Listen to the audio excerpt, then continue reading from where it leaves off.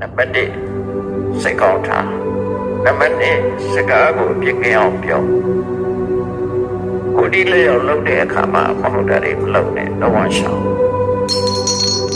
အဲဒီလိုလုံးဝရှောင်းရင်ကိုပဲမင်းအခြေဒီကောင်းနေပြမရပြီဆက်လို့ရမှာပါတော့မင်းမပြည့်စုံတဲ့ဘဝမှာဆိုရင်မင်းစိတ်ဝင်စားလိုက်ပါသူများအကျိုးဆောင်ရဖို့စိတ်ဝင်စားလိုက်ပါတတ်တော့မင်းမာနတွေဒေါသတွေမချိပါနဲ့ပြောပြောချစ်ထမင်းဖြစ်အောင်နေစမ်းပါမဝိပါခိမြတ်တာခွဲဝေပြီးတော့သုံးဆွဲပါဝိညာဉ်မင်းကိုကြိုးစားမချိနဲ့တရားရဲ့စိတ်ကစားကိုနားလည်ပြီးပါအဲ့ဒီအချက်လေးချက်မင်းမပြည့်စုံပြီဆိုလို့ရှိရင်မင်းမကြောက်နဲ့တော့ဘဝမင်းတို့ခြေကအသင်ကြာအသင်ဆိုတာဖြစ်ပြီအဲ့လိုဆိုလို့ပဲနော်တော့ဘဝအတွက်ဒါအမခံချက်ရသွားပြီအဲ့တိုင်းသာနေ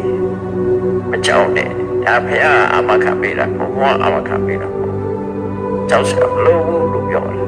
အဲ့အားတွေနဲ့ပြည့်စုံနေကြောက်စရာလုံးဝမလိုဘူးမစိုးရိမ်နဲ့သိကျင်တဲ့ချိန်သေးမသိကျင်သိမှပဲပြောတော့ရတော့နော်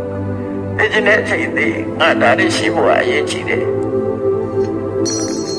ကျန်တဲ့စိုးရိမ်မနေနဲ့အဲ့ဒီလိုနှလုံးသွင်းနိုင်အောင်ရဗုဒ္ဓရဲ့အဆုံးအမနဲ့အညီကျင့်သုံးနေထိုင်အောင်ကြိုးစားအားထုတ်နိုင်ကြပါစေကုန်သတည်း